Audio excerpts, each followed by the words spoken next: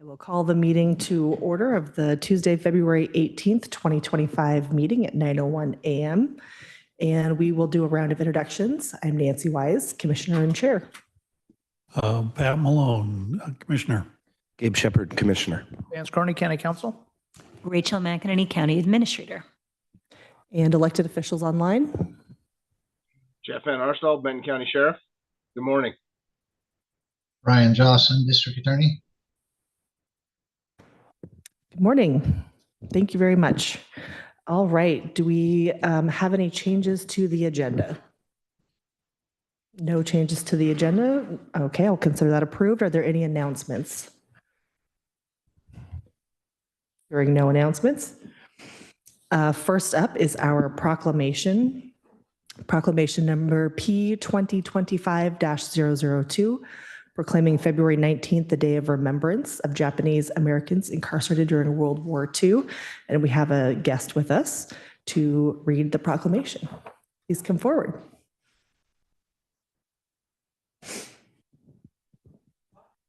Yes, and when you press the button, it'll turn red on top. Yep, there you go. And you might have to get kind of close to it. All right, thank you. And I hate microphones, so thank you very much for that part. As Commissioner Wise said, my name is Janet Nishihara. I've been a resident of the city of Corvallis and the county of Benton County since I was counting just now, 1981. So to a lot of people, I'm a newcomer because I wasn't born here, but to some other people, I've been around for a little while. And I really appreciate this opportunity to present this proclamation. I was able to do it last year, and I appreciate the opportunity to do it again this year, especially in changing political times. As some background, I wanted to let you know that the city of Seattle usually does a commemoration of the internment of Japanese Americans on February 19th. They decided not to do it this year at Pike Place Market. They said it was too disruptive. So I really appreciate Benton County sticking with it and saying, yes, we need to continue this because this is important. So I'll go ahead and read this. 83 years ago, on February 19, 1942, President Franklin D. Roosevelt signed Executive Order 9066, which would strip people of Japanese descent, including Japanese Americans who were born here, of their liberty. The signing of this order followed the attack on Pearl Harbor and the United States declaration of war against Japan. This executive order authorized the forced removal and incarceration of Japanese Americans living along the West Coast. The actions carried out because of this executive order by our federal government led to extreme consequences for Japanese descended residents and left a stain on our collective history and self-identification as a land of the free. On this day, we at Benton County acknowledge the unjust incarceration and harm done to 120,000 Japanese Americans, 2/3 of whom were born in the United States, and 110,000 of whom lived here on the West Coast. The majority of Japanese Americans living in our county during this time were students at Oregon State University. Within 4 days of the attack on Pearl Harbor, a group of 36 of these students wrote a letter to the school president expressing their, quote, unswerving loyalty to our country, the United States of America, and to all her institutions, end quote. Prior to the attack on Pearl Harbor, approximately 5,000 Japanese Americans were serving in the U.S. Army, in large part through the draft. In the months following the attack, many of the units that were majority Japanese American were abruptly disbanded or reassigned to menial tasks. In early 1942, Japanese Americans who had immigrated to the U.S. were deemed not acceptable to the armed forces because of their nationality or ancestry. Due to a number of political factors, in February 1943, the president announced the formation of the 442nd Regimental Combat Team, an all-Japanese American unit with white officers. The 442nd would go on to become, for its size and length of service, the most decorated unit in U.S. military history. The government would then go on to recruit second-generation Japanese American men to the military intelligence service in order to help with intercepted communications and other sources of intelligence gathered from the Japanese. Also in February 1943, the War Relocation Authority issued a loyalty questionnaire to all adults imprisoned in the incarceration camps. This test asked incarcerees if they would be willing to serve in the military and if they would, quote, swear unqualified allegiance to the United States and forswear any form of allegiance to the Japanese emperor, end quote. These questions were confusing and offensive. How were people who were considered unsuitable for military service supposed to answer that first question? The second question was more problematic, as it asked American-born incarcerees to forswear allegiance to a country and emperor they never had allegiance to, and to swear allegiance to a country that had imprisoned them without cause. Those who answered no to both questions were considered disloyal troublemakers, Nono boys. One of the temporary locations that incarcerated Japanese residents was the Portland Assembly Center, which housed around 3,600 people. This center, which like many other assembly centers, was located in and over former horse stalls in an 11-acre building on the south side of Marine Drive in Portland, just west of the Interstate Bridge, existed for 4 months. By September of 1942, a total of 10 permanent concentration camps were completed and built in isolated desert areas from California to Arkansas. Those who were incarcerated at the Portland Assembly Center were moved by train to Minidoka Camp near Twin Falls, Idaho, and the Japanese Oregonians from Pinedale went to Tule Lake in Northern California. The more permanent camps had barracks which were 20 feet by 100 feet, divided into 5 or 6 one-room sections. Each room had an army cot, a pot-bellied stove, and a single light bulb, and housed an entire family. Families were only able to bring what they could carry, and residents built the rest of the furniture and amenities they needed to survive from scrap lumber and leftover building materials. Despite the conditions in which they lived, Japanese Americans were resourceful and stood up systems and structures that continued to bring their community together. During this time, they created their own churches, post offices, security departments, fire brigades, schools, and recreational and education activities for the many children in the camps. While all these activities and internal structures were built by the incarcerated Japanese residents, they were still surrounded by armed guards and barbed wire, which were constant reminders of the denial of their civil rights. Japanese Americans had significantly contributed to our county and state economically and culturally. Between 1890 and 1942, there was an area in Portland called Japantown. Japanese agricultural communities developed in rural areas across our state, and by 1923, 60% of Oregon's Japanese population was involved in agricultural work. During this time period, thousands of Japanese laborers worked throughout our state. At this point in time, the county's population consists of 4,642 or 5.4% Asian and Pacific Islander community members.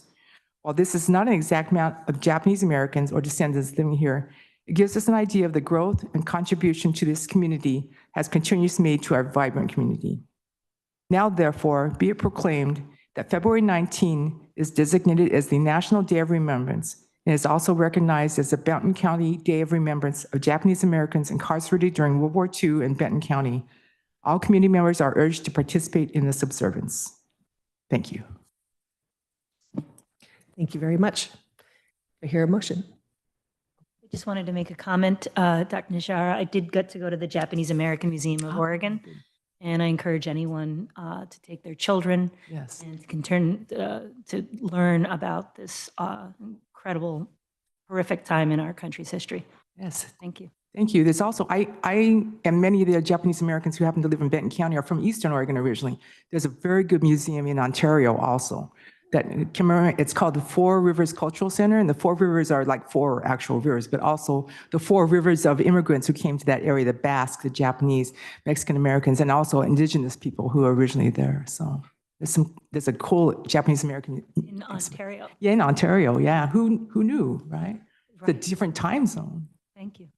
So, Before I make the motion, I have a couple things to add, and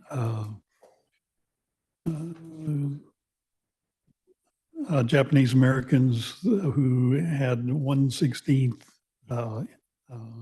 Japanese heritage were qualified to get rounded up from their homes with no due process. It really is a shameful part of our history, and I think it's accurate to call this America's apartheid, and was approved by our Supreme Court that said this was legal. So with that, I'll make a motion to proclaim February 19 the Day of Remembrance of Japanese Americans incarcerated during World War II. Proclamation P 2025-002. Second. Motion made and seconded. All those in favor say aye. Aye. Motion passes.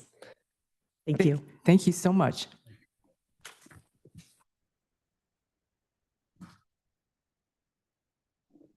All right, next on the agenda is comments from the public. Is there anyone in the room that would like to provide a public comment? Seeing and hearing none, is there anyone online who would like to provide a public comment for up to 3 minutes?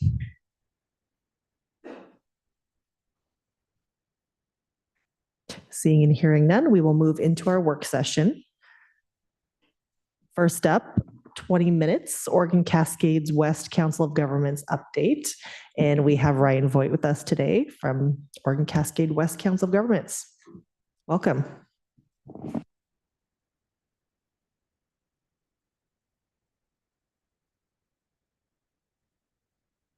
Gotta hit the button. All right. Good morning, commissioners. Thank you so much for having me. For the record, I'm Ryan Vogt. I'm the executive director for the Oregon Cascades West Council of Governments and also for the Community Services Consortium. I'm here to provide a little bit of an update, and I note that the material that we sent to you is predominantly for the Council of Governments. As is typical, I won't spend a lot of time belaboring that report, but I'm happy to answer some questions about it. But there are a couple things I'd like to highlight there. The next time that I come, I will also have substantially more information for Community Services Consortium and how that transition is going, as I'm relatively new in that move. A couple things I'd like to point out from the report specifically is if you've had the opportunity to make it through Philomath recently, there is a lot less construction equipment on the side of the road because their downtown project is substantially complete, and our Corvallis area Metropolitan Planning Organization played a fairly significant role in assisting Philomath in getting money for that, and it's really made quite a difference to their community. I'd also like to point out the work going forward right now for the Cascades West Economic Development District and the 5-year CEDS planning, Comprehensive Economic Development Strategy. This is, not everybody is a big fan of really long-term planning. It's laborious, it's exhausting, it can change the day after you get it done. Lots of times, a lot of planning efforts end out producing a fairly heavy document that ends out sitting on a bookshelf somewhere until the next time you have to do the planning. But the Comprehensive Economic Development Strategy for the region, and that's for Lynn, Benton, Lincoln, and Lane counties, is the gateway for accessing funds through the Economic Development Administration. And I think over the last, the last 2 sessions of building this plan, we've gotten incrementally better at actually addressing community needs in a way that both is an actionable plan and not just a 200-page doorstop, but is also something that has helped bring lots of money into the community to really target those economic development structures that are important for us. This kickoff session that we had a couple of months ago was very well attended, and we were excited to see so many people who were invested and interested in being part of the development of this plan. The last time we did this was during that little cold thing called COVID going around, and so we weren't able to do it in person. So it's been 10 years since we've been able to have an in-person, full-scale planning event, and it was very successfully attended. This plan will take a number of months yet still to complete, and there will be tons of opportunity for your voice to be heard at the table. But our staff are very excited, and we've got very capable staff that are leading this effort. So I would encourage you to get involved or pay attention to any of the information coming out from that as we go. And can I interrupt you really quick to clarify some of the acronyms? Yes. CWED is the Cascade West Economic Development District. Yes. Correct? Okay, good, because I'm on that executive committee, so I hope I got that right. And the CEDS is the Comprehensive Economic Development Strategy. Yes. Thank you. And then we're moving into the time of year where we are collecting our annual report data. The last couple of years, I've been able to produce a report not just for the region, but for each of the member agencies. That's been received very well. In the past, we've transitioned to a new communications person at our organization. We are now sharing communications between the Council of Governments and the Community Services Consortium. So typically that report is ready in the end of this month or the beginning of March. So the next time I'm in front of you, we'll have the annual report to share. And I'm always so excited the production of that report to really be able to express the incredible things that we're doing in the community. Similarly, that same body of work for an annual report is being done right now for Community Services Consortium. So you'll get bookends when we come next time. All right, so let me shift a little bit to some highlights for Community Services Consortium, and then let me talk a little bit about the two organizations together and some other exciting things going on. So at Community Services Consortium, this has been really an incredible insertion point for me over these last couple of months. And I think that as I've been working side by side with Community Services Consortium for the last 4.5 years, I had an appreciation and respect for the work that was happening there and the way that that work may or may not cross over with the work of the Council of Governments. Having been there now for the last couple of months, I just have such a deeper appreciation for the board members having the foresight to talk about having a single administrative structure over both of these organizations and the opportunities that exist for the two organizations to work better together to serve the members of the community, particularly the members of the community that are most vulnerable, lower income, and the seniors. Those are the ones that tend to cross over both organizations. You've heard me on more than one occasion talk about my lengthy career working in the state in various social work venues throughout my long career, and that moving into the Council of Governments, I was just impressed with the workforce that we had there and how incredibly giving these people are, and how it was kind of the best home I'd ever had. And I didn't say that in any way to disparage my previous roles in child welfare and self-sufficiency and what have you, but just I'm always impressed with how much people are willing to give of their individual self in order to serve the community.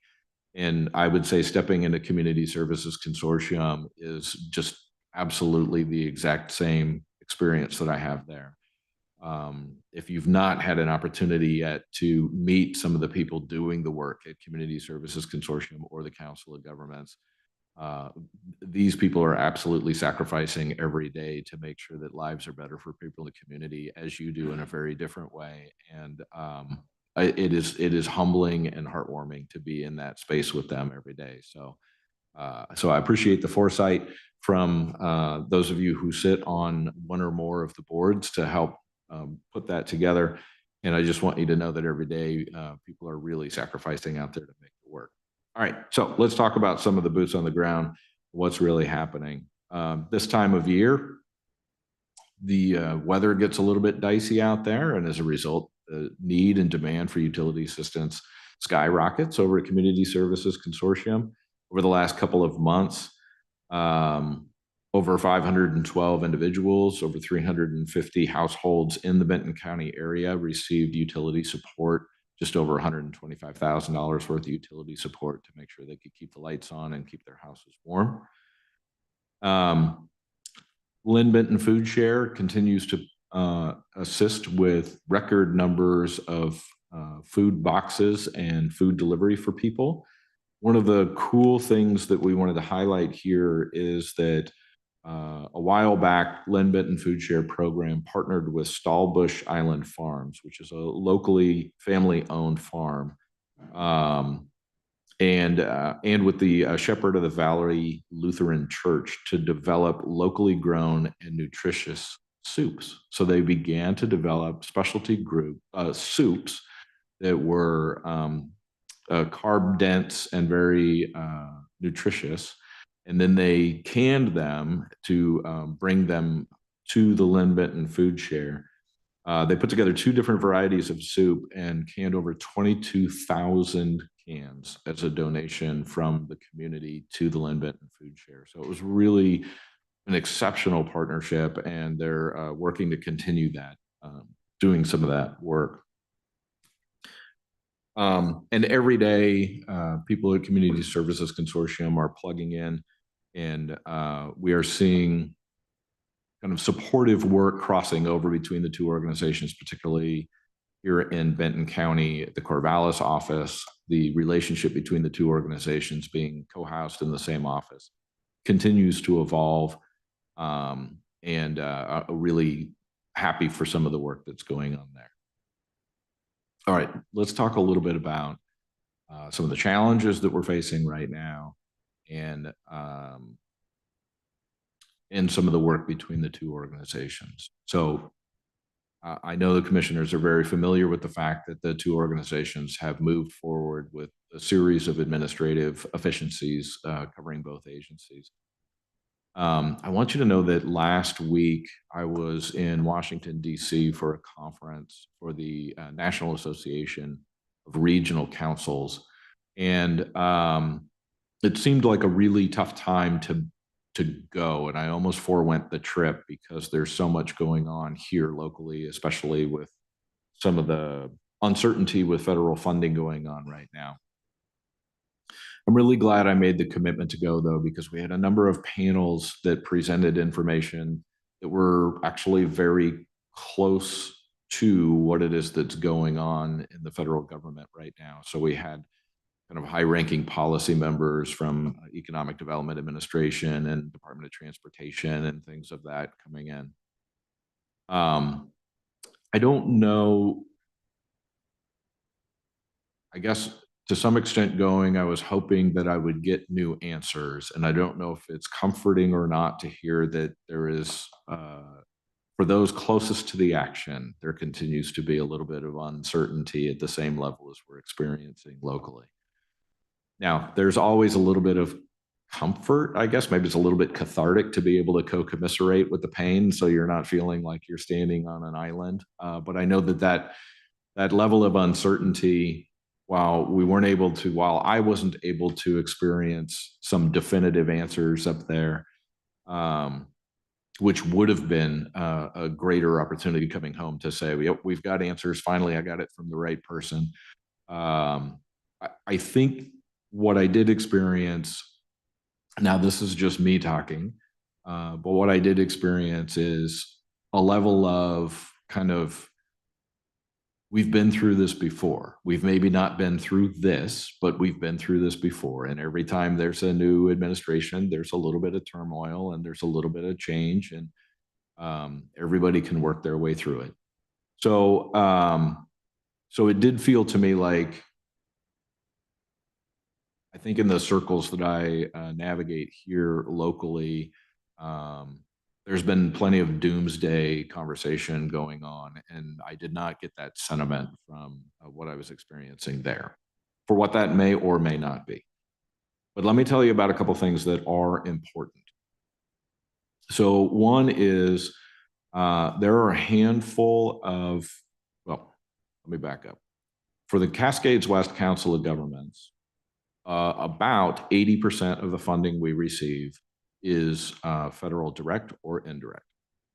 Predominantly, most of that is Medicaid money for dealing with seniors and people with disabilities. Right now, we have every reason to believe, and are getting quite a few assurances, such as they may be, that money is relatively stable.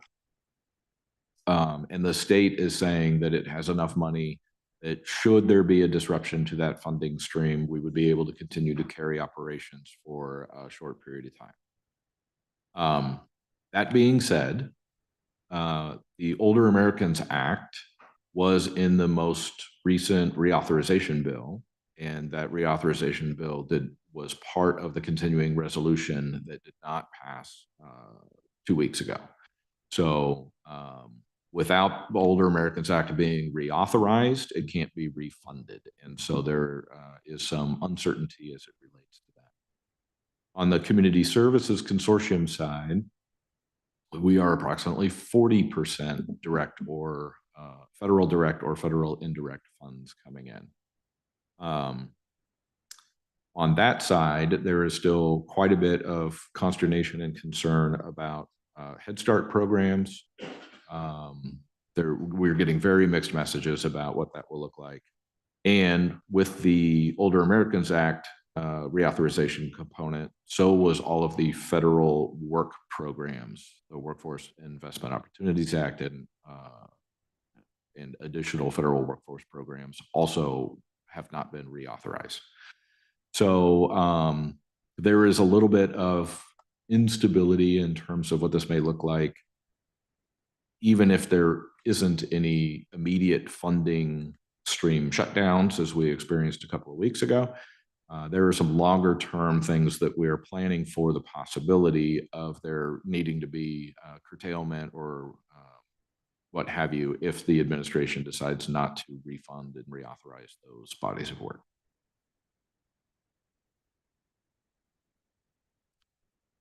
Other than that, I don't have lots of other joy and flowers to bring today. Questions or comments? Go ahead, Commissioner Malone. You mentioned the cooperation between the COG and CSE, and I think you mentioned the 4.5 years of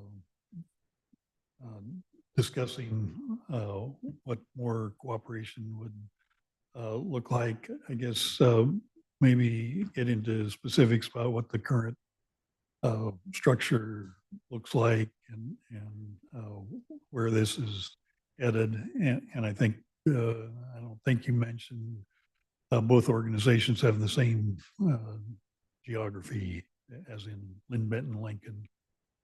There may be some differences within those counties, what the organizations do, but just bring us up to date on the current structure and where you see this heading. Thank you, Commissioner. Yes, and let me correct, when I spoke about 4.5 years of the partnership happening, I'm only speaking to my time at the helm, where I was involved in an intentional activity to bring the two closer together. I know that the conversation about the two being closer together has gone on well beyond that time. So over the course of the last several years, then Executive Director for Community Services Consortium, Peggy McGuire, and myself have been working together to see where we might be able to find administrative efficiencies that would serve both organizations better, and as a result, allow us to do better work on behalf of the people that we serve. Many of those administrative efficiencies have been kind of internal process things. Both organizations invested in the same finance solution. Both organizations invested in the same payroll solution, in the same new HR software solution. We also, over the course of the last 2 years, we combined our IT teams into a single team serving both organizations. Same with our HR team as a single team serving both organizations, and now the communications team. My role being established over the course of the last couple of months was a new vision on behalf of the boards to have a single person providing this kind of unified vision going forward of the two organizations in the structural drive for the two organizations to continue to keep their North Star about serving the most needy in the community together better.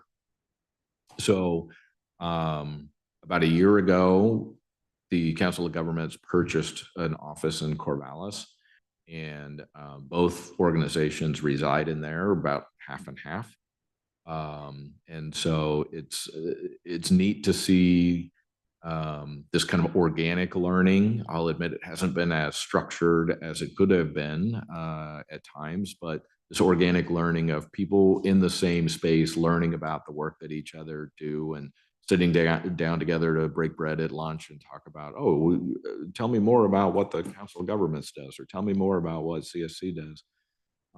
With the long-term vision that if somebody comes into the Corvallis office, which really is our pilot space, the vision is for that to be all of our offices, who's eligible for services from more than one program or more than one agency, that person does not have to come back to the office multiple times to see multiple people, or does not have to go to a different office across town to see multiple people. In terms of future opportunities, Commissioner, those are still under evaluation right now. I think there's been a lot of questions about whether or not the future of combining the financial services areas for both organizations makes sense. I've said before, I continue to say right now, it does not. Now, what that may look like in the future, I'm not sure, but I would say that both organizations are in different financial positions right now, and both of the organizations also have different levels of complex funding streams.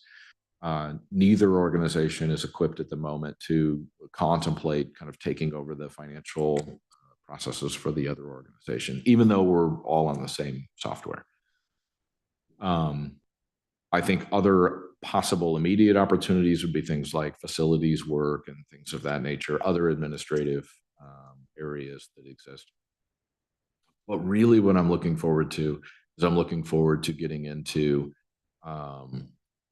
really intentional work around the cross-training of our staff, not for the purposes of doing each other's jobs, but really for the purposes of education, so we can start to realize this more holistic understanding of when a family comes in, their needs may be greater than what it is they came in for. And of course, we're sometimes when people come in, they're chasing a particular thing because somebody might have told them, hey, you need rent support, this is where you go to do that, without having the knowledge that there's a lot of other services under the roof of that facility that may serve that family as well. And normally we find when somebody comes in for rent support or something else, that through a conversation with them, there's maybe other needs that we can help address.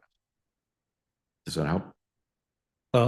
Yeah, the only thing I'd add is, so you're the director over both organizations, and so each organization will have a head, and currently CSE does, and the COG is close to identifying that person. Is that correct?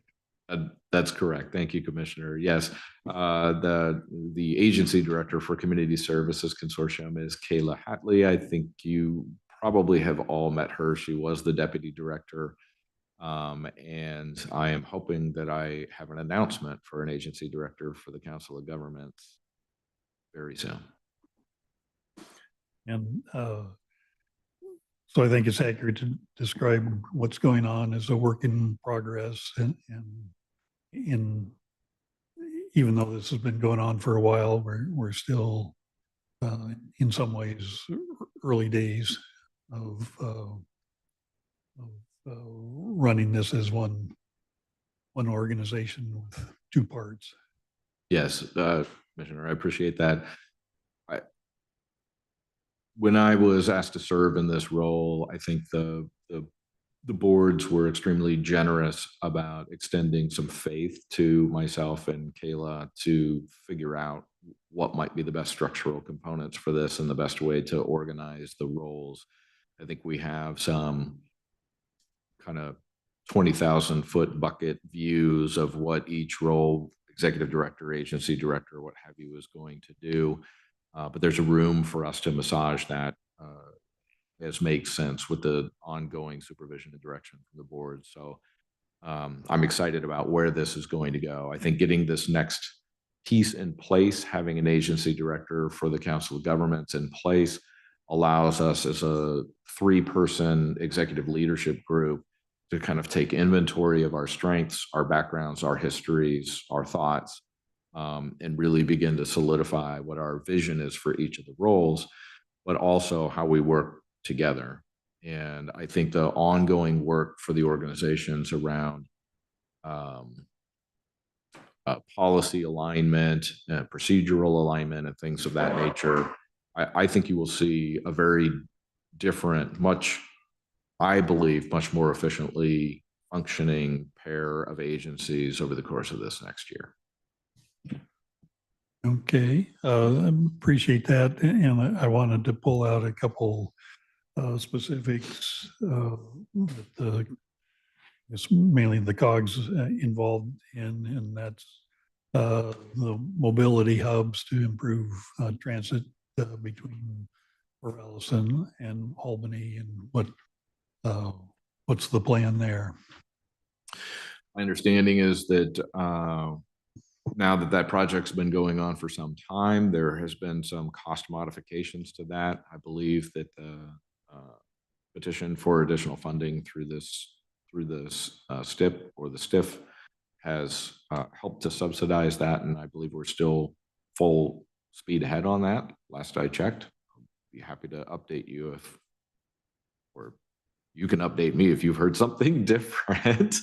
I do think that we anticipate that the Safe Streets for All grant that the city of Tangent took point on for the entire area is in a pause because of the federal conversation going on right now. And we also believe that some of the climate friendly work that we've been invested in is on a pause at the moment. And another project that's not as far along, but improving Philomath Boulevard, and it's 4 signals. One to get more throughput on the existing street, so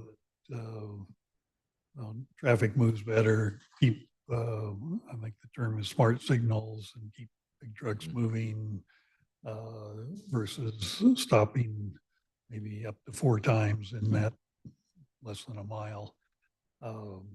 And with that, to improve bike and pedestrian safety, crossing those intersections and getting between them. And that's been on the books, but at this point, I think no funding. Does that sound right? I don't know that I would go so far as to say no funding. No funding has been awarded for that at the moment that I'm aware of. But there is some questions about what the intersection with Department of Transportation is going to look like over the long haul. At the federal level, the head of the Department of Transportation has put out a memo for all future Department of Transportation funding opportunities. And embedded in that memo are things that I don't believe our state would be willing to sign on to at the moment. So I don't know what that's going to look like in terms of this dynamic between state and federal resources before we even get there. So, for instance, that memo contains information saying that all future funding opportunities, the recipient or subrecipient would have to sign as part of their grant agreement that they would fully cooperate with ICE agents and that they would refuse to ever endorse vaccine or mask mandates. So those are in conflict with current state law. So I don't know how that ultimately settles out, if that ends out continuing to be something that is a future funding conversation with Department of Transportation. Okay, thank you. And I look forward to future information on how this work in progress is progressing. Thank you, Commissioner. County Administrator, I had you next. Hi, Ryan. First of all, thank you for having your monthly leadership meeting that you host. I find it really very helpful to know what other a lot of our local leadership is working on the challenges that we face. But I did want to, just because you did talk about it, as you are taking inventory of roles, merging two organizations, looking at responsibilities, I wanted to kind of go back to the federal funding streamlines that you rely on to provide the services. And I got some of them and I wrote down them very quickly, but I was wondering if you could just expand on which organization is affected by Head Start or workforce development, or is it in both of your now two shops that are coming together? I was wondering if you could just kind of explain a little bit more of what's at stake. Thank you, Rachel. Appreciate that. I would be remiss if I didn't make a gentle correction that we're not using the word merger.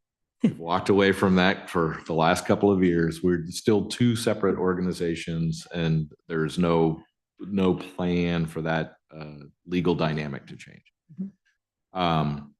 The workforce programs that I referred to are Community Services Consortium. A large body of work that we do is workforce and education. We actually do that across 6 counties. And we have 2 separate workforce investment boards. So all of that is potentially affected by that. The Head Start program is also Community Services Consortium, but it is Lincoln County.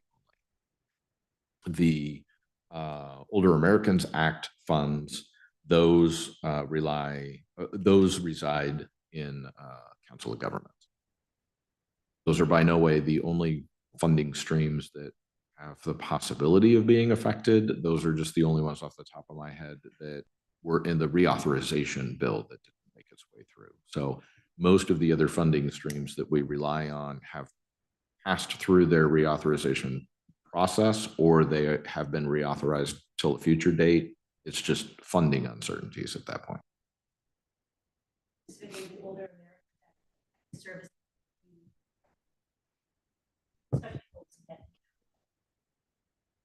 So Older Americans Act and and Medicaid funds a lot of the senior and disability services work.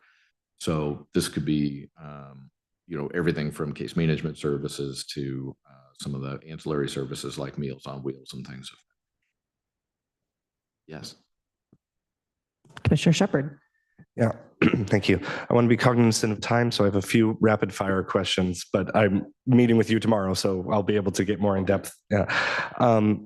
What is the term that you're using right now if you're not using the word merger? So what's the term that you're using? Partnership. Partnership. Cool. All right. So is there a written plan surrounding the partnership? Like, is there a written plan of like, by this date, we want to see this type of thing happen? Or is it like you're just working through it as time goes on? We are more working through it at the moment. Okay. So it is early in the phases. I do believe that we will be getting to a working plan about how that will play out between the boards, what it is they want to see accomplished. But right now there are a couple of structural problems that's creating a little bit of chaos. Yeah. And my third question, which it sounds like was already answered, but was there ever a plan to have one singular board? And you said 2 distinct entities continuously, correct? So just as of right now, there is no conversation about merger, 2 distinct entities, and both of those entities have requirements for boards. Community Services Consortium also has a requirement for Community Action Advisory Council outside of that. Okay.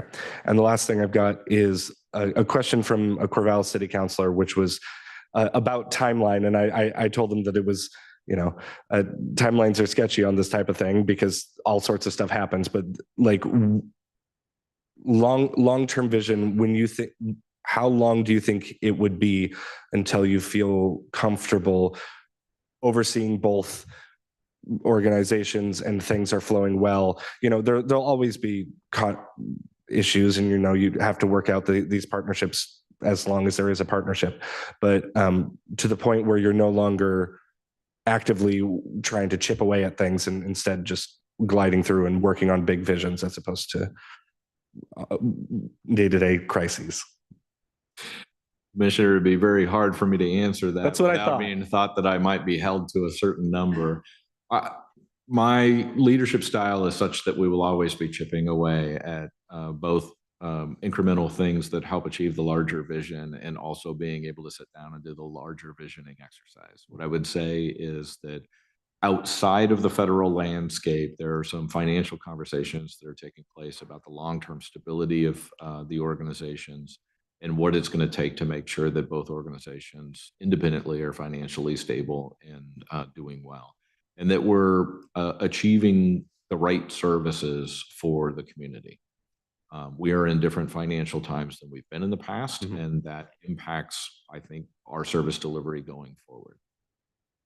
What I would say is if there was not a federal landscape conversation going on right now that creates additional uncertainties, my hope would be that in 6-ish months from now, 6 to 8 months from now, when we're ready to pass new budgets and everything, that we have a strategic plan for what the next steps are. And then I would say, optimistically, a year and a half from now, we feel like we are really humming along on all cylinders. Great, thank you. And I will just say thank you. Thank you for coming. Thank you for all the work you do. Thank you for being sort of cool and calm and collected when it kind of feels like the sky is falling. I appreciate that. And I will keep most of my comments to myself on my opinions on that. But the Head Start part, just, I mean, childcare is such a problem, and this is just a step in the wrong direction. So I hope it works out. Thank you, Commissioner. And if it pleases the commissioners, next time I would love to bring the agency directors with me. One would be an introduction, or at least an introduction in a new role and a reintroduction. That'd be great. Excellent. Thank you. Thank you. All right. Next up, we have our quarterly economic development update with Christopher Jacobs, the Economic Development Manager of the Corvallis-Benton County Economic Development Office. Welcome. Good morning, commissioners.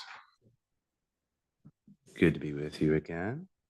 One moment while I pull up my report so I can breeze through this. Okay, I have quite a few updates to share. I'll try and stay on time so we can move along quickly.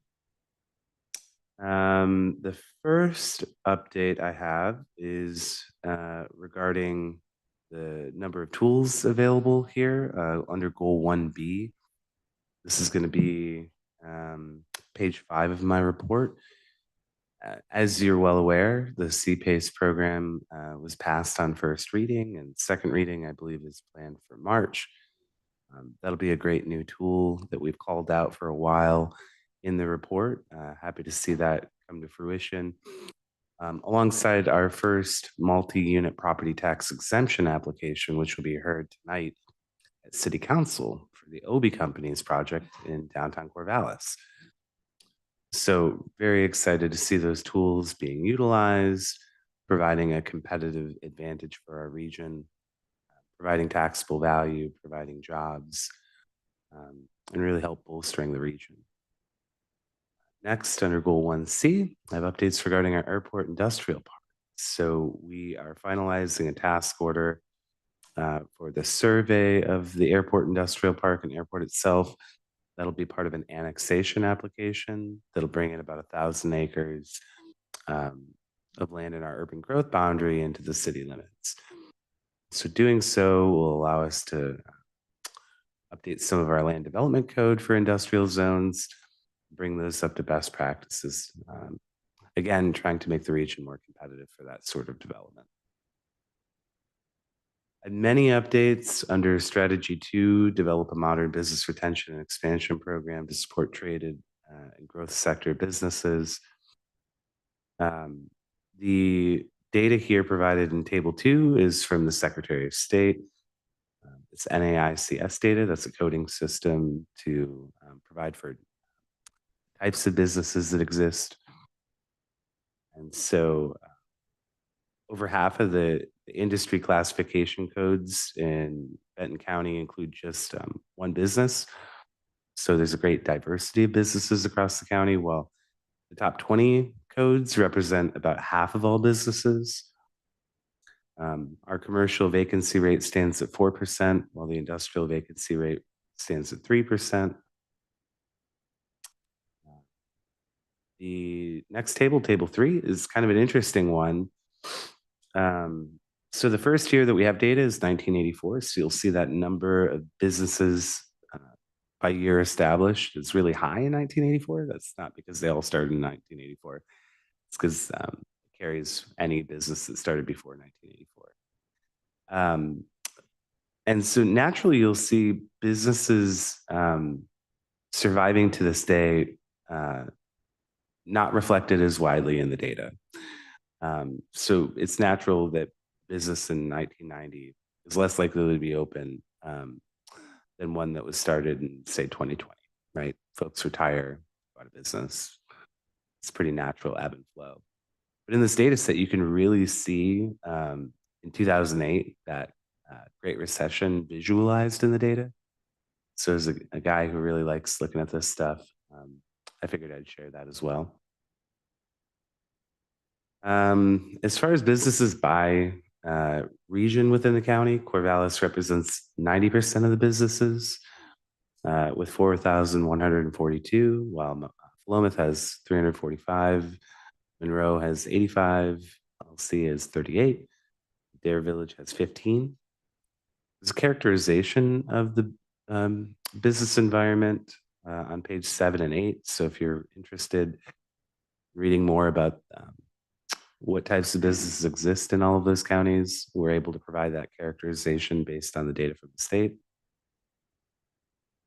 As far as employment goes, I have a chart here on page 9 of the report showing the major employers for the region. Of course, Oregon State University, Samaritan, HP, the school district, county, Corvallis Clinic, city of Corvallis, along with Jacobs Engineering, NewScale, Orvis, Fiserv, and ATS Systems. So those are our major employers for the region. We also characterize employment for the region using BLS data on page 10 of the report. That BLS data tells us that the largest employment sectors for the region are government at 17,700 employees, education and health services at 7,500, trade and transportation and utilities at 4,700, professional and business services at 4,700, leisure and hospitality at 4,200, making up a 46,500 total non-farm workforce. Those 5 sectors represent 83.4% of the total workforce. Education and health services have the largest gains, 4.2% over the last 12-month period, while financial activities show the largest decline, 6.7% over the same period, followed by manufacturing losses of 3.6%. We have new data regarding our business retention and expansion program in Q2. So I provided, again, the Q1 numbers where we had 48 touch points with businesses across the county. In the last quarter, we've had 49. And so within the first 2 quarters, we've almost reached the target that we set at the beginning of the year, which was 100. I anticipate we'll probably double that target and get about 200 in the fiscal year. Over the last quarter, business check-ins, so us reaching out to businesses versus them reaching out to us, introducing ourselves, describing the programs that we have available, and learning more about businesses that we may not have had the chance to reach out to, is comprised 37.5% of the BRE touch points. Grant or loan applications represent about 30. Business expansion at about 18.75. Again, we help with site selection all the time, 4.17, along with ordinance amendments, incentive requests, and those seeking tenants. Had a lot of movement in Goal 2C, work closely with Oregon State University Tech Hub to incubate innovative technologies and foster research commercialization. So on January 14th, the Oregon State University Microfluidic Tech Hub received $45 million to the federal government. And this is following on August 27th, 2024, HP receiving $53 million through the Federal CHIPS Act. And then if we remember back to January 26, 2024, $9.5 million was received by HP under the state CHIPS Act. So quite a bit of money has flowed through state and the federal government supporting Oregon State University and semiconductor industry. Those are great wins for the region.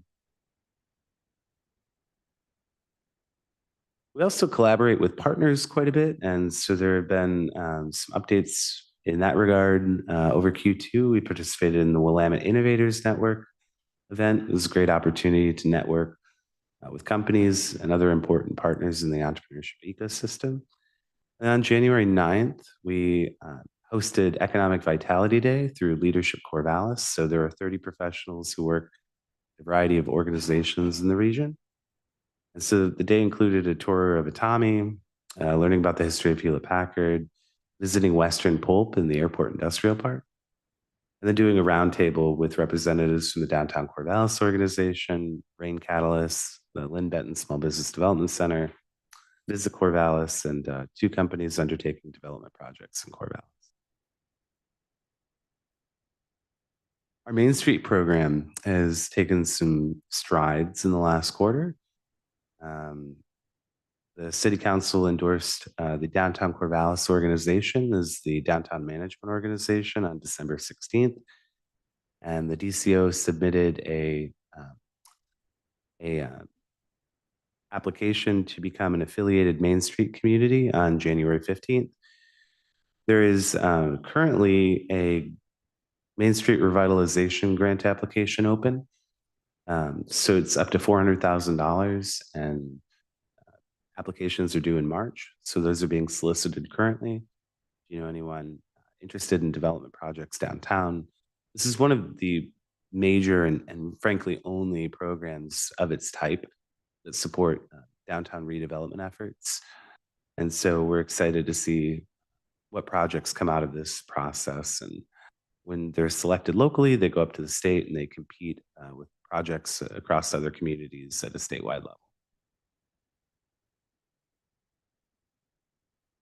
We continue to distribute funding following the obligation of ARPA grant dollars to our Food Hub grant recipients and help 2 of the projects navigate issues with identifying a site in South Corvallis. So I think we're getting closer there. Hopefully more updates to share on that front at our next quarterly meeting.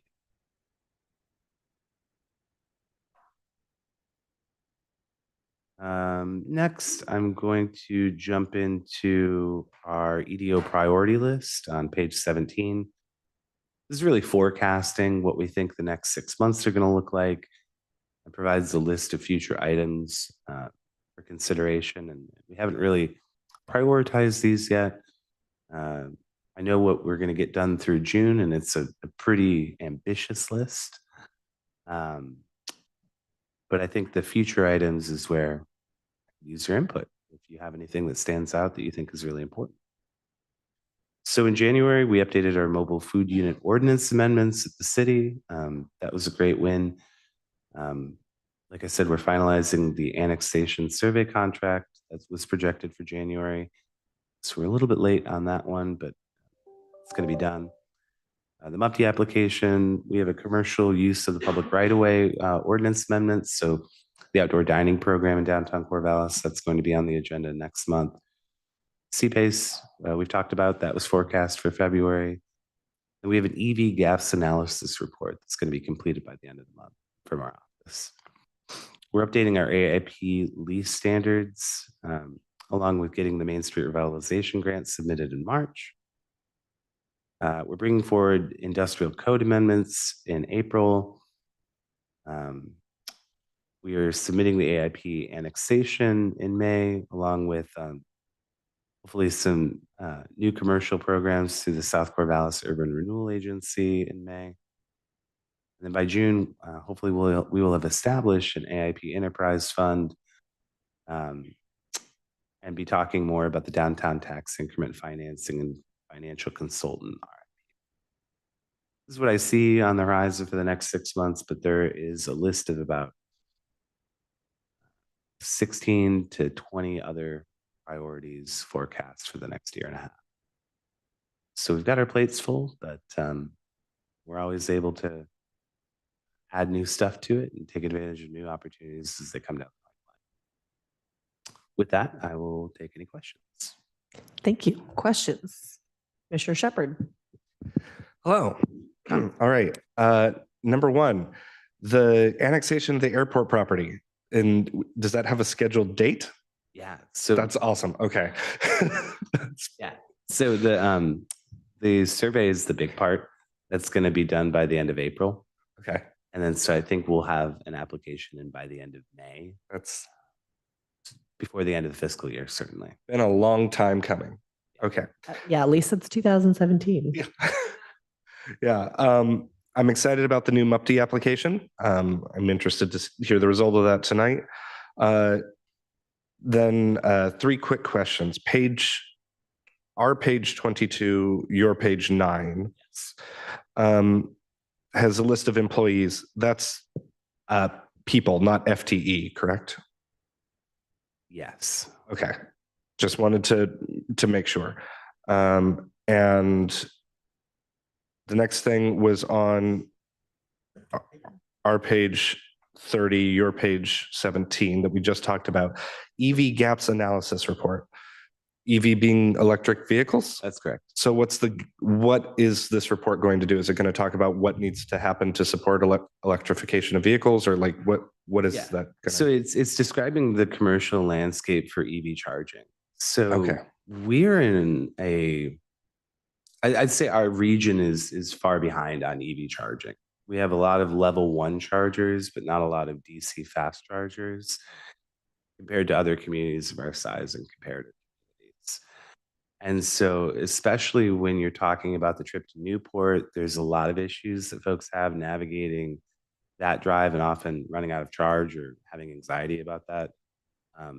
The scenic byway is another tremendous opportunity to get more people using that area if there were charging opportunities and especially beyond just the level 1 chargers. And so describing the environment that exists countywide and where there's opportunity to help inform where we might leverage grant resources or public-private partnerships to encourage more infrastructure build out. Right. So the idea, this could lead towards chargers downtown in downtown Corvallis. Perhaps it would be the first step in that process. Okay. I think we want to understand, like, okay, we have enough level 1 chargers. What are we actually trying to build? Because generally, that's been the approach: is we're going to put as many level 1 chargers as many places as we can. So there's been discussion like, should local government lead the charge and have it be on public land? Should these be public-private partnerships? Should we do this through code, right, where you require certain updates, or at least the conduit to be put in for a new development project? And so, like, how you get there and what types of chargers you're trying to build to support the environment is kind of the goal. Great. I've had a lot of individuals, not just in Corvallis, but people who visit Corvallis, I'll use the word complain that there aren't EV chargers downtown, because that's where they want to spend their time and they want to charge their cars while they're downtown. And I'm sure the businesses down there want people to stay down there while they're charging. The last thing I've got is what needs to happen next for a feasibility study for a downtown urban renewal district? This was something the council was talking about last calendar year, and there was talks about a public-private partnership for a feasibility study and who could foot the bill and things like that. So I guess my question is, what would the next steps be for that district? Yeah, as you, I'm sure, are familiar, Commissioner Shepard, there are 4 new members of council, and so that conversation has kind of shifted around trying to bring up to speed the new council members around the conversation of the last council. Yeah. There needs to be a determination made about whether or not there will be a budget amendment in the current fiscal year to pay for a feasibility study, and plan and report or budgeted in the next fiscal year. I think city council also has to come to terms with how they want to approach the tax increment financing plan, whether putting a vote out under the current charter or amending the charter along with other amendments that they've talked about in the past. So figuring out the scope of potential charter amendments and how they want to proceed, either with a vote or without a vote, alongside those potential charter amendments, really lays the path forward for the downtown tax increment financing plan and feasibility study. So without that direction, there's concern about starting a feasibility plan or a plan and report, and then not knowing how to proceed thereafter. And so I'm hopeful that that conversation will provide some direction here in the future. All right, thank you. Other comments, Commissioner Malone? Yeah, I'll start off, significant dollars to HP. Does that translate into jobs, or is it mainly infrastructure? And I assume just because the dollar amounts are flying around doesn't mean money is actually hit this area. Could you give a little detail on that? So on August 27th, the $53 million, the expansion, so the federal funding would be used to support manufacturing of silicon devices used in life science equipment for medical research. And it was reported that it could create 150 temporary jobs and more than 100 manufacturing positions. As far as the microfluidic tech hub goes, the number of jobs exactly is unknown at this point. These are companies that would be working within the HP campus alongside the university partners and Atami to commercialize that market research and this emerging technology. And so depending on the applications that they develop with this new research and the funding used in that development, it could create many jobs for the region and encourage further investment over the next decade. Exactly how much further investment in jobs is unknown at this point. There are projections. I've heard really ambitious projections, but I wouldn't want to speak out of turn about what that potential looks like right now. Okay. Thank you. And back to the airport, I'm glad that's moving along, even if it's slowly. I guess one, as a member of the Cascades West Area Commission on Transportation, twice in the last few years, I've gone to an ACT meeting and found out about a proposal for improving the airport. 2 or 3 years ago, it was repaving the main runway and the lights, landing lights that go with that. I guess the question is, when I go to the meeting, and I didn't know anything about the project. And so, Corvallis, these are regional dollars from ODOT on non-highway transportation projects. So I guess, and then last year, another proposal that I didn't know anything about before the meeting. And so it made it tough to speak very intelligently on why this is a priority project. There's always more demands for the dollars than there are dollars. I believe these come up every couple of years. So guess what I'm asking for is better coordination between Corvallis and Benton County on potential local projects and just, I'm hoping you might be in the middle of some of these conversations and be able to pass the information along. Because this will come up again and improvements on the last ask were not funded. And so I assume they're still there and waiting for the next round.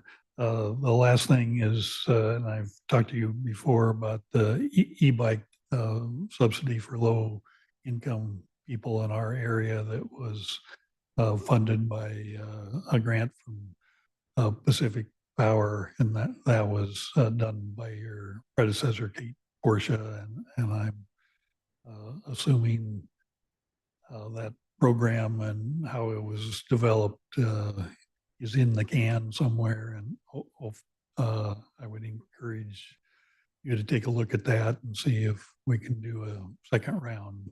I think that was a very good program, and hope that we can do round two.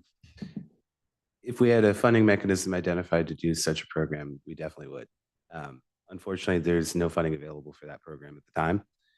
With regard to improvements, were you speaking about ODOT improvements or FAA dollars for the airport itself? And I'm happy to connect offline to make sure that our partners at the airport are coordinating with folks at the county. In my capacity, in my role, we manage the airport industrial park, and so that's why we're leading the annexation project. I'm always supportive of better communication, but I want to understand exactly where there might have been a breakdown in that. So, Thank you. Other comments or questions? All right. Anything else? Thank you. And I'm going to call for a 5-minute break. So we will come back at 10:18.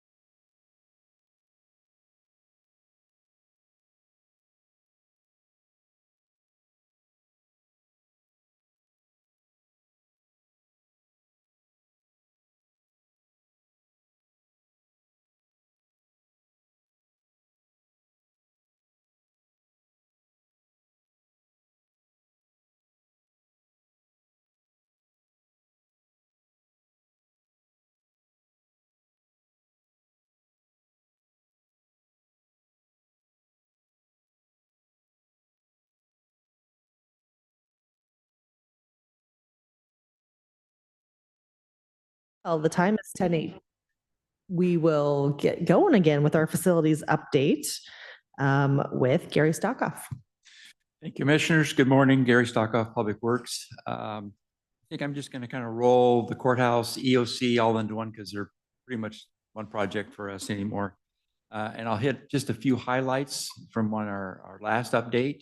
And then if there's any questions you might have, I think the big news that you've been out there along there, we have fence up. At least the erosion control fence. We've fenced the Swick House, and we're getting ready to hopefully finish out all the erosion control fence and everything else that goes along with that.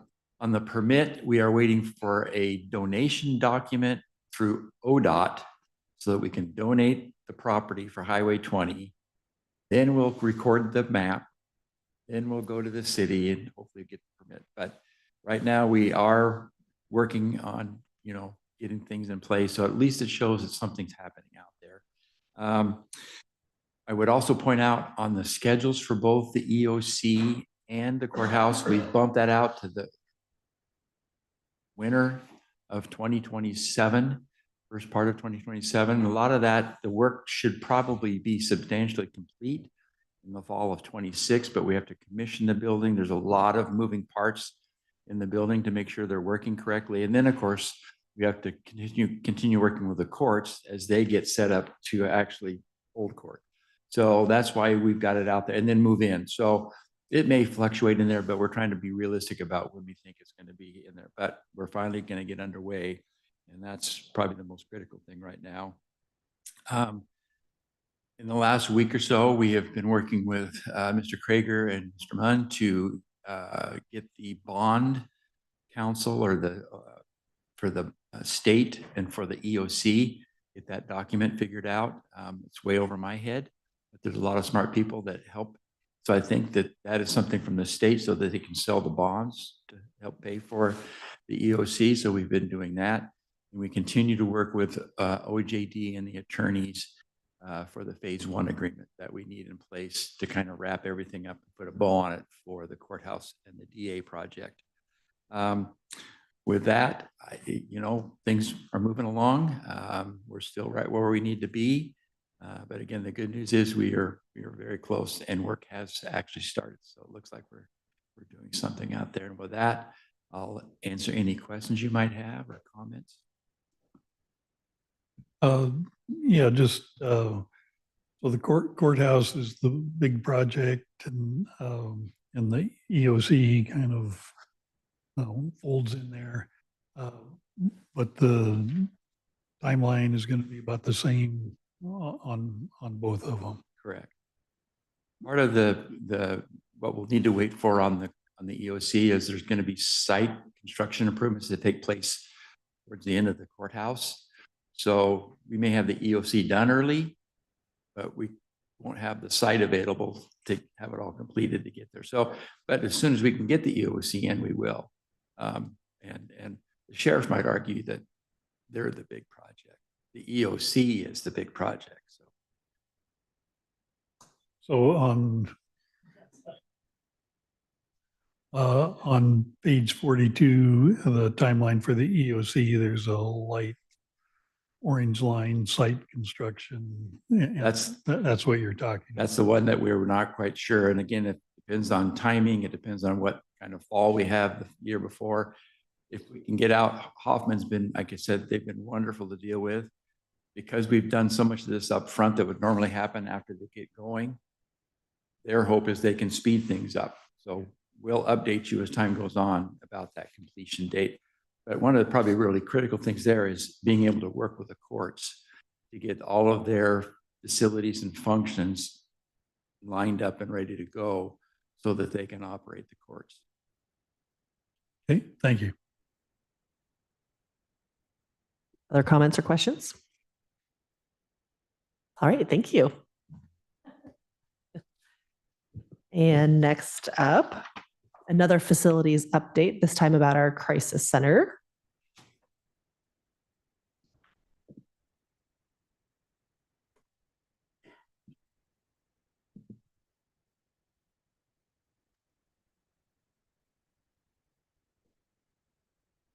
Good morning, Commissioners. Rachel Vance. We are pleased to bring you an update on our crisis center. I have with us, I know you've met at least once before, Stacy Utsi, our Benton County Crisis Center project manager. Turn it right over to her.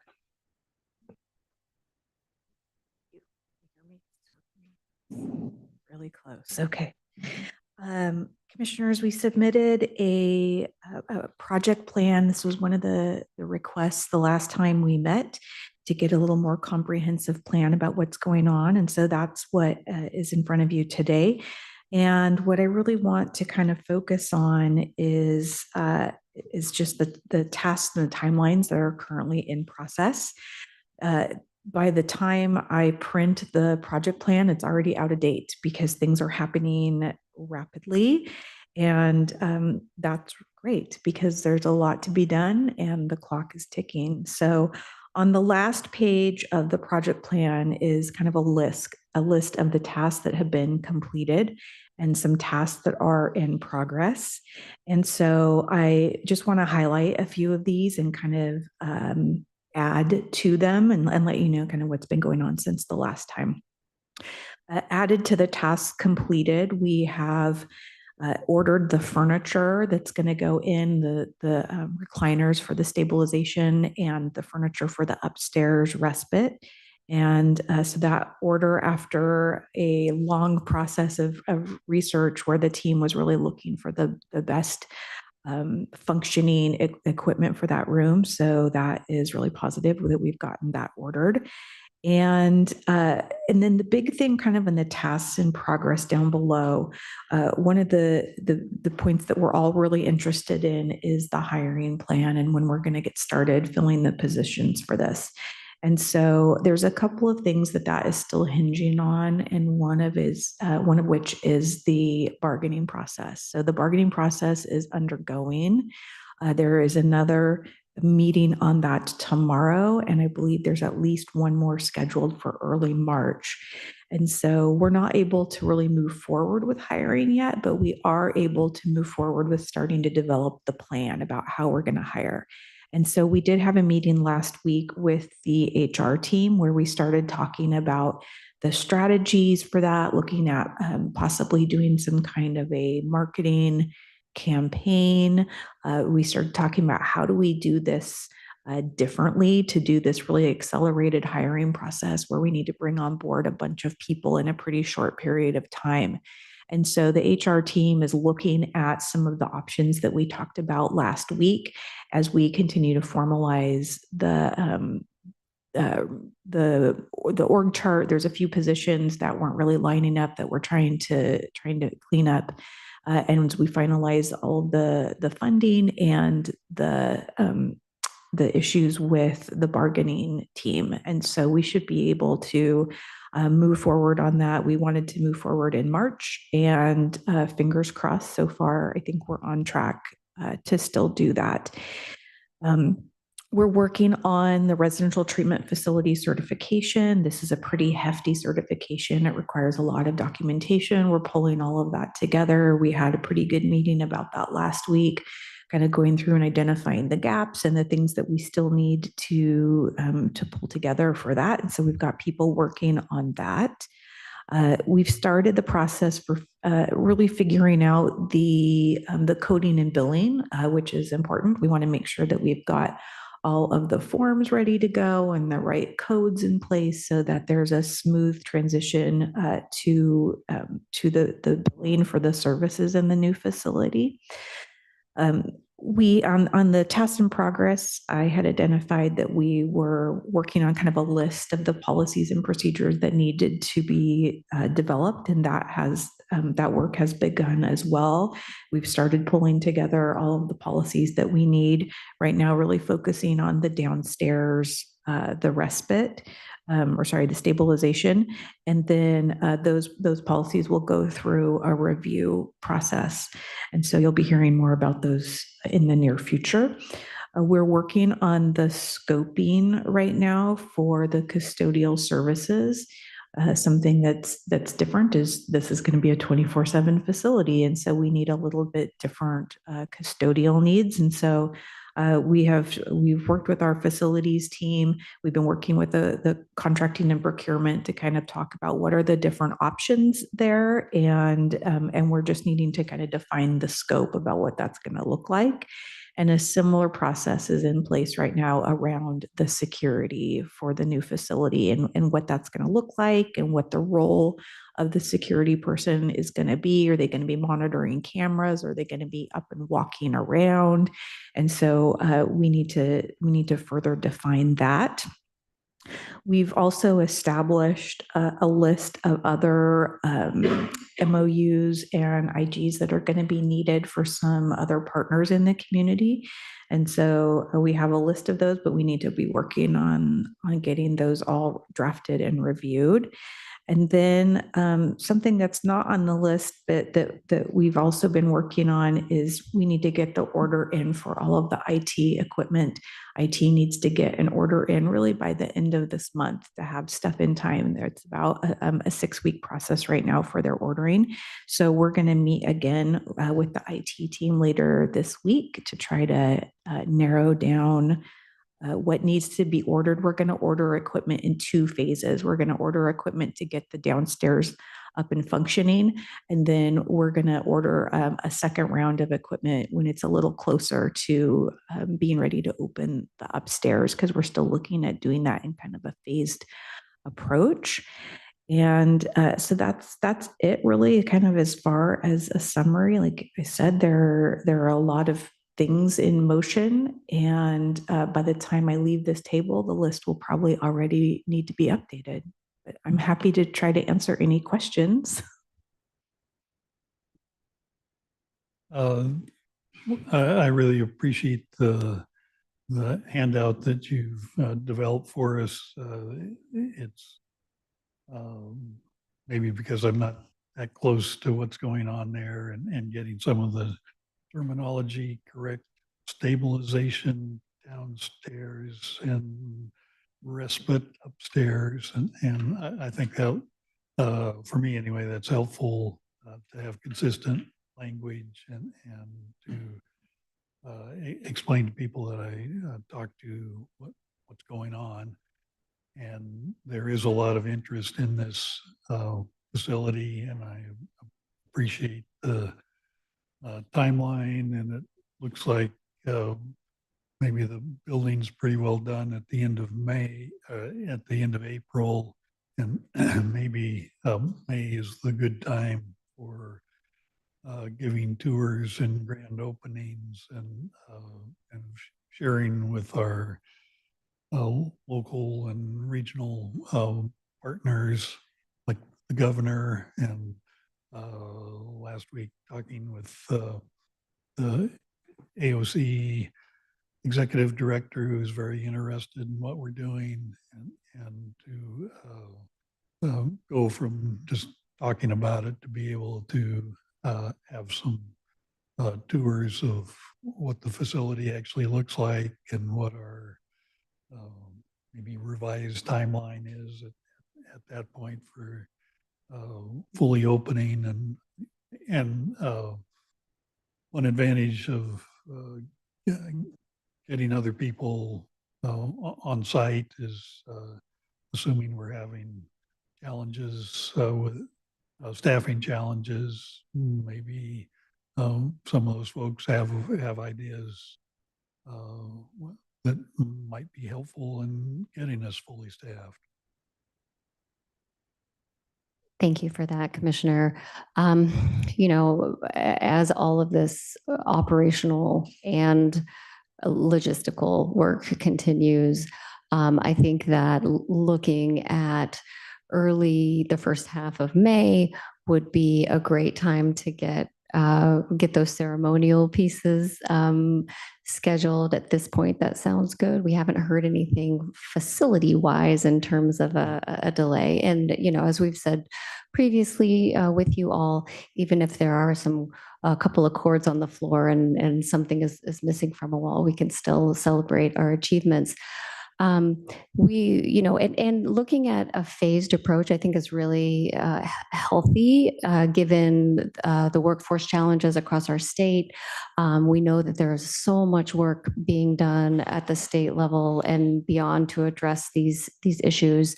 We will absolutely continue the work to prioritize the hiring and be thoughtful and thorough to ensure that the needs are met for the programming that will be going into the crisis center as we move into various operational states. However, I just want to underline once more that once we have, keys in hand, furniture all ready to go, and IT things put in, the work that is currently done in crisis will absolutely continue to be done.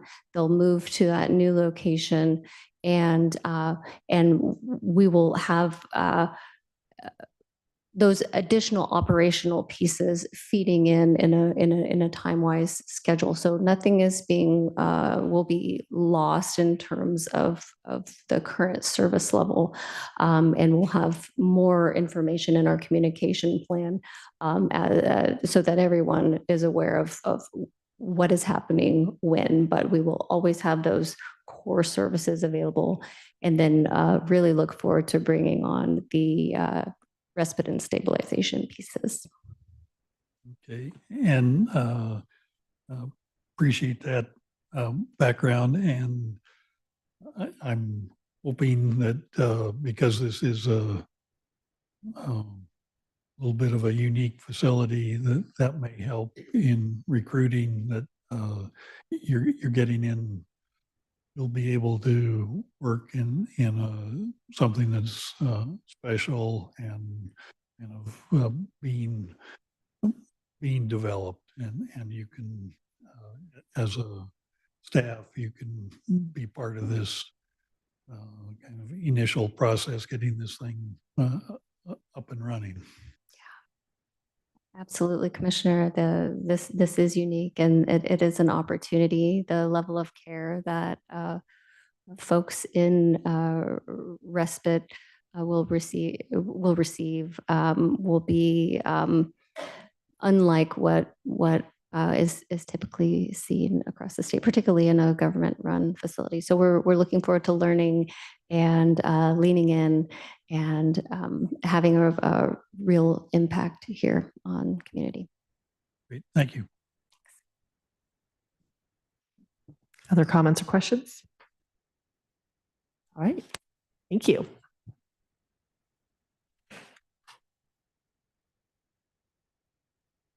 All right, next up we have our consent calendar.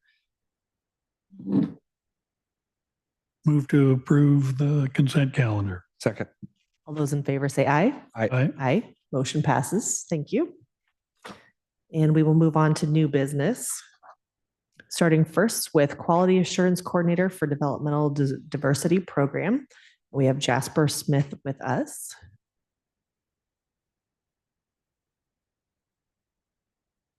Welcome.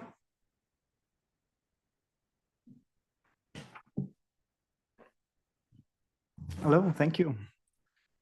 Just as a little background to our request, coming out of the pandemic, we weren't really sure what to expect.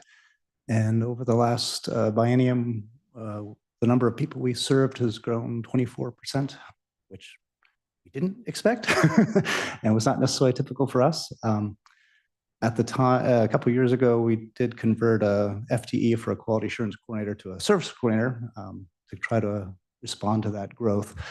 And service coordinators kind of work directly with individuals and families to identify and access and plan and monitor and make sure all the services and supports that they need they're getting. So we thought that would be the best use of our resources in kind of an unprecedented situation. But the other work also grows when the number of people grows. And a quality assurance coordinator is kind of a broad catch-all for all the things that might be considered a conflict of interest if a service coordinator were to do them. So things like doing an abuse investigation, or setting rates for providers, or licensing providers, or doing eligibility determinations, or doing needs assessments that set rates. And so there's a whole body of work that is under kind of a big catch-all term of quality assurance coordinator that also grows. So we were hoping to add back a quality assurance coordinator position in our new budget in July. But one of our existing quality assurance coordinators will be going on parental leave in May. So we were hoping to add that position a little bit sooner, since we're already a little bit short on the quality assurance team to begin with. So that's our request, is to be able to request that position a little bit sooner. We'd be allowed to hire it now as a limited duration, but we're wanting to hire it as a permanent position. We're both to have kind of integrity and honesty with the person we're hiring, that it is actually expected to be a permanent position, and also to make sure we can attract the best people to serve our community. So that's our request. We do have funding for it. The way our funding works is we're funded by long-term Medicare funding or Medicaid funding, which is a state and federal partnership on how it's funded. The state and local government portion has been hovering around 35%, and then the federal portion is about 65%. And we get funded by a state government to do an expected amount of work that they think we should do, and then after that, they don't fund us anymore. So if we do more work, we can actually use local county funds to match with federal Medicaid funds to extend those positions. Our situation is not necessarily unique to Benton County. The entire state has seen unprecedented growth in kind of serving people with developmental disabilities. So our expected state or kind of continuing service level budget is expected to increase. And then also, if we continue to work at our current level, we earn kind of more ability to draw down federal funds with our county funds. So we're asking about it. It's about $41,000 difference between what we would be funded otherwise, which is really only $14,000 difference when you figure in the federal portion. Some people have questions, but yeah, we're just hoping to get approval so we don't have to hire it as limited duration, get hired as a permanent position, and we do expect to continue into the next biennium. All right, comments, questions, or a motion? Just one comment, I fully endorse this particular move. We've done the right work to try to make this work, and I think it's a critical hire for us at this point. Thank you. Just on the position description, the date, it says 8/29/2018. Can you explain that, or that's the right date for the form? Yeah, the position hasn't significantly changed. And that's when this position started, and that's the most recent update to the position description. But the position hasn't changed significantly for quite some time. Same with service coordinators. The body of work is pretty much the same as it's been for years. okay, thank you. You spoke about an increase in need, and so I was wondering, was there a change in definition of individuals who qualify for service, or and you said this is a larger trend as well, and I was wondering if you could speak a little to that. Yeah, and I don't think anyone knows exactly. Coming out of the pandemic, there were a lot of people that weren't accessing things during the pandemic because they didn't feel safe. So I think and a lot of people shifted where they lived during the pandemic and moved closer to families. I think it's controversial, but I do think there has been quite an expansion of the definition of autism. So a lot of the growth has been within autism, and some of that I think is driven by people's inability to access the types of services we provide in other settings, like in behavioral health. So because they're not getting what they need in other systems, there's kind of a shift to access our system, and the autism has been kind of the most flexible category to do that. Thank you. Have a motion. And that's part of you mentioned, I think, 24% increase in number of patients. Is what time period? That's over the last biennium, just the last 2 years. Okay. Thank you. Commissioner Shepherd. I move to approve the request to hire a developmental diversity services quality assurance coordinator as a permanent position. Second? Motion made and seconded. All those in favor say aye. Aye. Aye. Aye. Motion carries. Thank you. Thank you for hearing our plea. Okay, next up, the Natural Hazard Mitigation Plan Annual Progress Report. And do we have Brian Lee with us? Either he might be online. I see the sheriff. We have Hannah will be presenting. Oh, Hannah. Oh, perfect. Love it. Well, thank you for having me, commissioners. Brian might hop on here.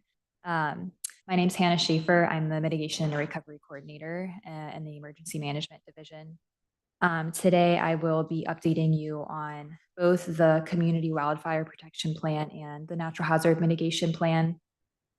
I'll start out with the Community Wildfire Protection Plan, and I'll say CWPP for short, trying to make sure I get all of the acronyms sorted out.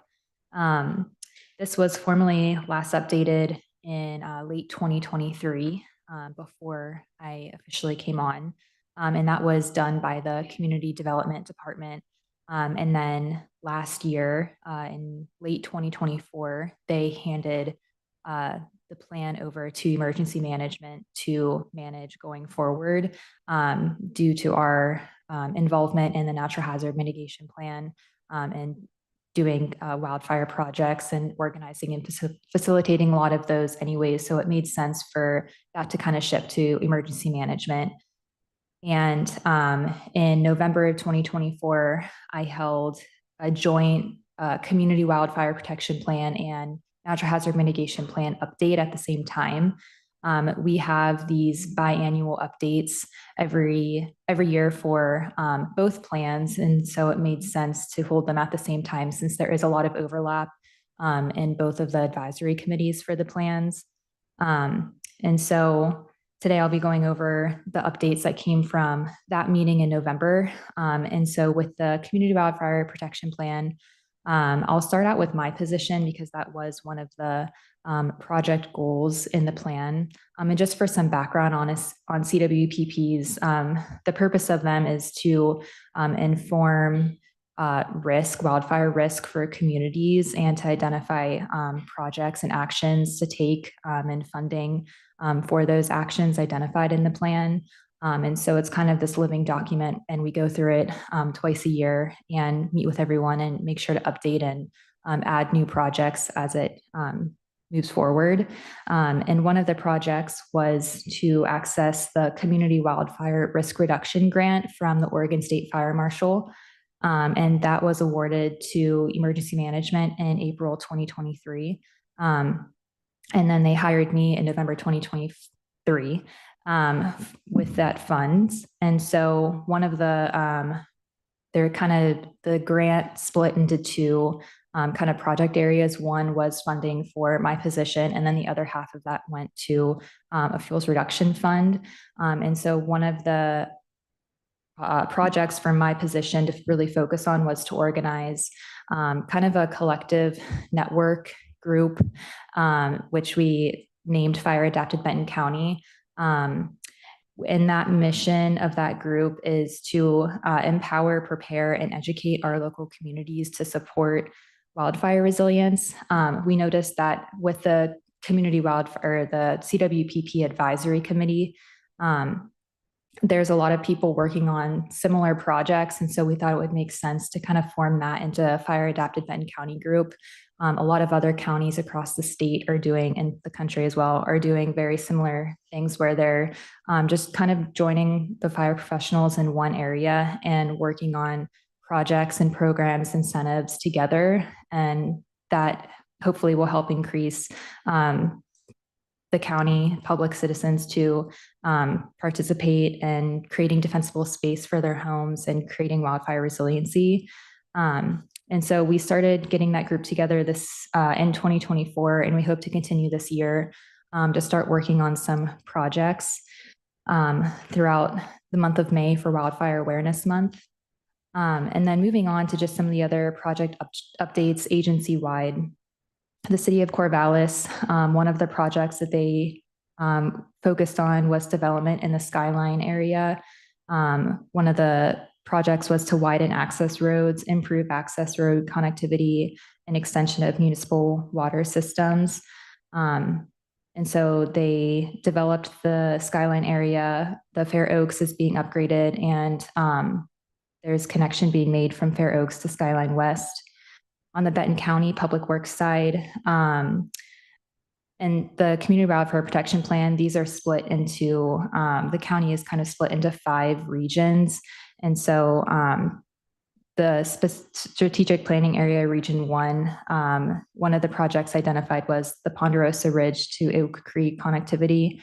And that was completed in 2024, which is the sheep farm access route through the OSU property. And then for the Oregon Department of Forestry, they are currently, one of the projects identified was to improve structural defensible space and to widen access roads. And their 2024 update was they are currently working on widening roads in the Oak Creek area. And then lastly, Hoskins Kings Valley Rural Fire Protection District identified that they wanted to expand their fire hall, which was completed in 2024. And then I can shift on to the natural hazard mitigation plan. And this plan was formally updated in 2024. And emergency management has worked on that with a contractor from the Department of Land Conservation and Development. And it was formally updated, I think, in April 2024. And so I'll just run through quickly some of the agency updates that were provided in the November 2024 update meeting. For the city of Corvallis, one of the projects they identified was to utilize the updated regional landslide risk maps to update the comprehensive plan and their development code. And they, in 2024, their maps were formally updated to incorporate the Dogami information, which is the Geology Department of Oregon.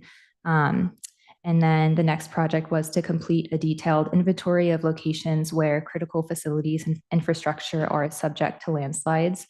And those potential landslide areas have been formally mapped.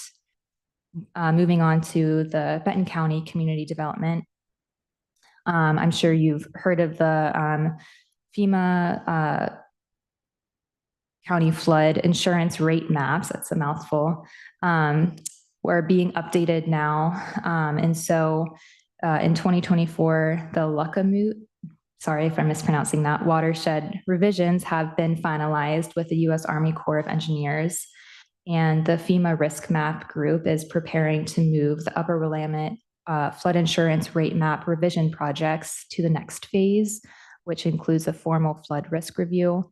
And so an in-person meeting is planned for February 28th with FEMA to view and discuss draft maps before they officially release the information to the public for review and comment. And that meeting will also create an opportunity for communities to use the new map information presented to think about any new risk assessments that would be beneficial and begin developing those. Moving on to Benton County Public Works. One of the projects identified was to access vulnerability of routes feeding into South Fork Road to improve evacuation capacity on that road. In 2024, they received a grant to fund that project, and that's expected to happen in 2026. The next project was to construct a new bridge on Hayden Road, and in 2024, that project was started. It's currently in progress, and the official construction is expected to begin in 2026.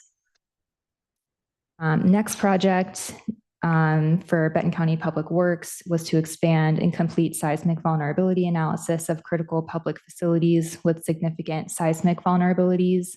And this is ongoing as building and bridges are replaced. Each project, they are all brought up to seismic standards. Next is to improve county maintained road network to provide continuous access during flood events where feasible, and this project is ongoing.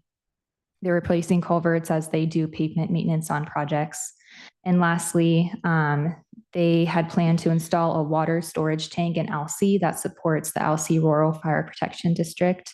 And this project is ongoing. They have upgraded the existing water tank with paint, and they will continue upgrading those as need. So I'm happy to answer any questions on any of those. Questions, comments, Commissioner Shepherd? Yeah, on our page 78 under the wildfire protection plan, I was looking at, you mentioned ODF widening roads in Soap Creek area, and it's slated for 2024. So is that ongoing work? Is that what that means? Yeah, Okay. they're continuing to work on those projects as that was last updated in 2024. Gotcha. That's it. Thank you.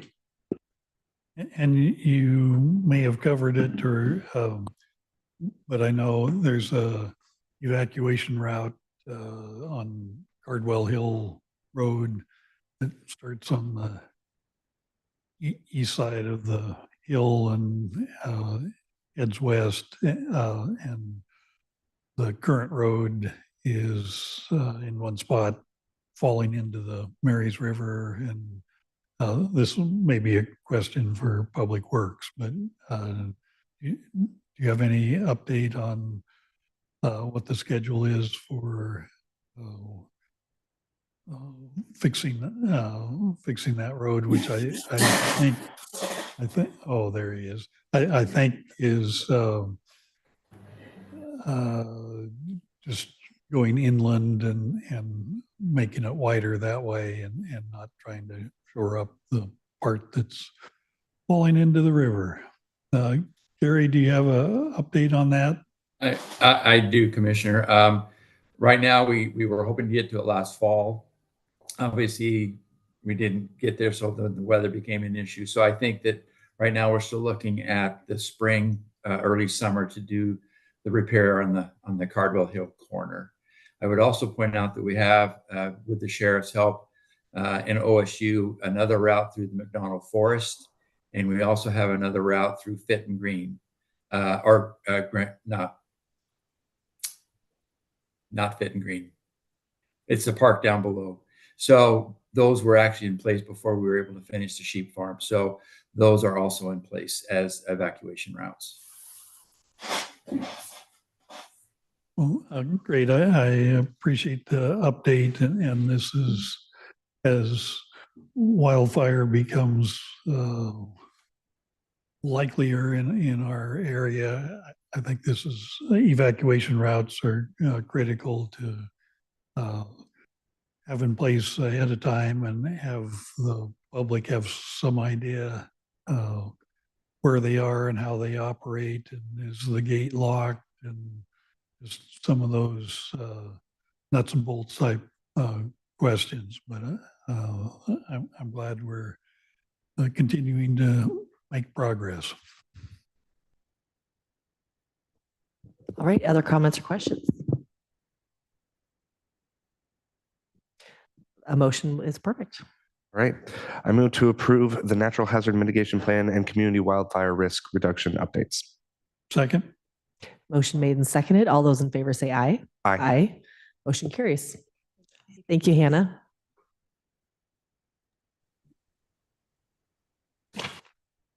All right, that brings us to item 8.3, community initiated project requests. We have Rick Krager with us, and I believe online joining us is Michael Skipper. Welcome.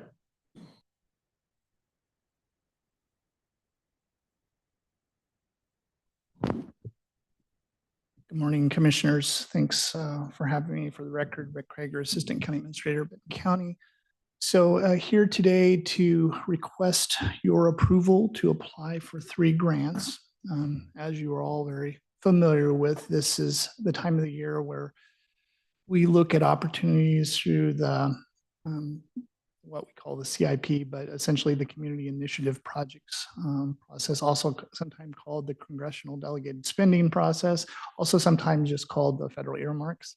Those are all terms that have been used before, and I think, as you're all aware, are delegation opens up a short application process in which we go forward and have the opportunity to put forward specific projects that fit within various programs. The process is a little different than your typical federal grant process in that it's first kind of a preliminary type application that gets considered as Congress and goes through the budgetary process, this time, of course, for federal fiscal year 2026. And then if we are successfully identified within the legislation, then we end up working with a specific federal agency for yet another application process to actually get those awards to us. So bottom line is the long process that starts. In many of our awards, we are just now kind of in the spending process from awards that were like times 2, 3, 4 years ago. So it is a bit of a process. We have been notified by Senators Merkley and Wyden that their portals are now open and they will close on February 23rd. I think they opened February 2nd, I believe. And Michael can correct me if I'm wrong on that. But again, a relatively short window. Michael here with us from CFM always does a great job in coordinating the applications. He was here back in December where we worked with a lot of our directors to get feedback in relation to priorities, thoughts, and we have established a list of 3 projects that are before you that are referenced in the agenda checklist on pages 81 and 82.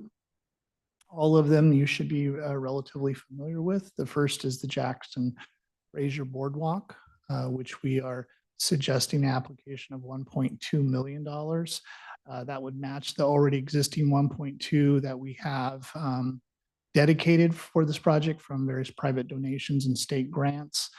I think you all know this is about as shovel ready as it gets in terms of moving it forward, which is, again, is another key part that we heard from a webinar earlier this month, that they're really going to be looking hard at shovel ready. Are these projects that can be ready to go at a moment's notice? And this one certainly is. I think you're all very familiar. I think we've had 2 tries at this via CIP process. We are also seeking state support for this as well. So that is project number 1 that we're looking for support.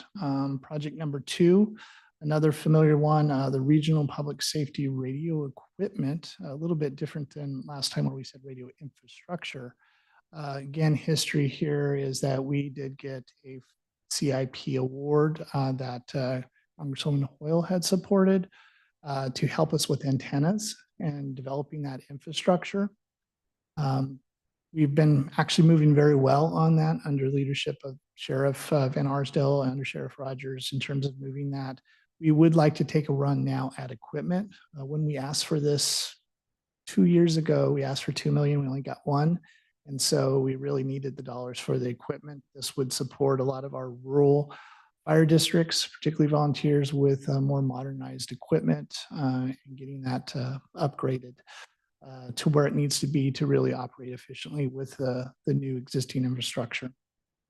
So that's a $2.5 million request. And our third is the Monroe Health Center expansion. This too is a project that has received CIP funding in the past. I think, as you all know, when we put this forward initially, it was going to be at the existing site on our grade school site. And it was going to be essentially a prefab to be able to deconstruct and then place. So that was our initial request.